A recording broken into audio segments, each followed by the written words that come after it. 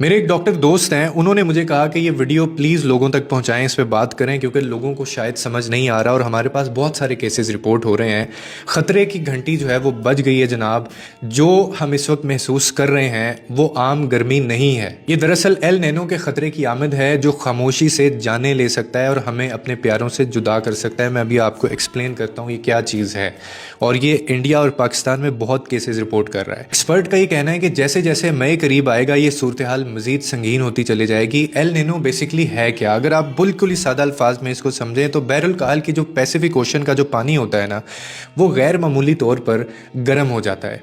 और इससे क्या होता है कि इससे दुनिया भर में जो हवा का निज़ाम है उसके अंदर एक तब्दीली, उसके अंदर एक जो चेंज है वो आना शुरू हो जाता है। जनूब मगरबी मानसून जो हमें मई में बारिश देता है, इस बार तखीर का शिकार हो सकता है, फिर वो कमज़ोर पड़ सकता है। अब ये चीज़ इतनी ख़तरनाक है, इसका मतलब क्या है? इसका मतलब ये है कि जब बारिश होनी चाहिए उस वक्त शदीद गर्मी पड़ेगी, बारिश नहीं होगी। और ये जो सूरत हाल है ना, ये बहुत ही ज़्यादा ख़तरनाक हो जाती है। इतनी ख़तरनाक हो जाती है यहाँ तक कि सेहतमंद अफराद भी हीट स्ट्रोक की वजह से जान से जा सकते हैं।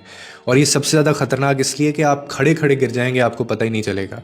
और इसकी अलामात भी उसी वक्त ज़ाहिर होती हैं जब टाइम कम होता है। इसीलिए अपनी हिफाजत के लिए फ़ौरी आपको ये इक़दामात करने हैं। खुदा के लिए प्यास लगने का इंतज़ार मत करें ऐसी गर्मी में, ये बहुत ख़तरनाक है। प्यास जो होता है ना, वो इस बात की अलामत होती है कि आपका जिस्म पहले ही पानी मांग रहा है, वो डिहाइड्रेशन का शिकार हो चुका है। और उसके बाद आप जब मज़ीद पानी नहीं पीते तो आप इसका शिकार हो सकते हैं। हर घंटे पानी पिएं। बच्चों और बुज़ुर्गों को खुदा के लिए बाहर ना जाने दें, उनको अंदर घरों के अंदर रखें। हमेशा अपने पास पानी की बोतल रखें। इसका सबसे ख़तरनाक जो वक्त होता है ना, वो होता है कि आप सुबह 11 बजे से दोपहर 3 बजे तक, चाहे ऑफिस में हैं चाहे आप कहीं भी हैं, आप बाहर मत निकलें, क्योंकि उस वक्त सूरज की जो शुआएँ हैं वो बराह रास्त जिस्म पर पड़ती हैं। और अगर मुमकिन हो तो घर के अंदर रहें, बाहर अगर बहुत ज़रूरी काम नहीं है तो मत निकलें। और ये भी मेक श्योर करें कि स्कूलों के खेलों या सरगर्मियों के बारे में सोच समझ कर फैसला करें। बच्चे इसका बहुत शिकार होते हैं, क्योंकि आपके बच्चे को जो है ना, उसकी सेहत ज़्यादा ज़रूरी है, किसी भी तमगे से ज़्यादा कीमती है। हीट स्ट्रोक की अलामात जो हैं वो आप सबको पता है। क्या होता है कि शदीद आपको सरदर्द होता है, बेहोशी से महसूस होती है आना, या फिर खुश्क जल्द होना या पसीना ना आना।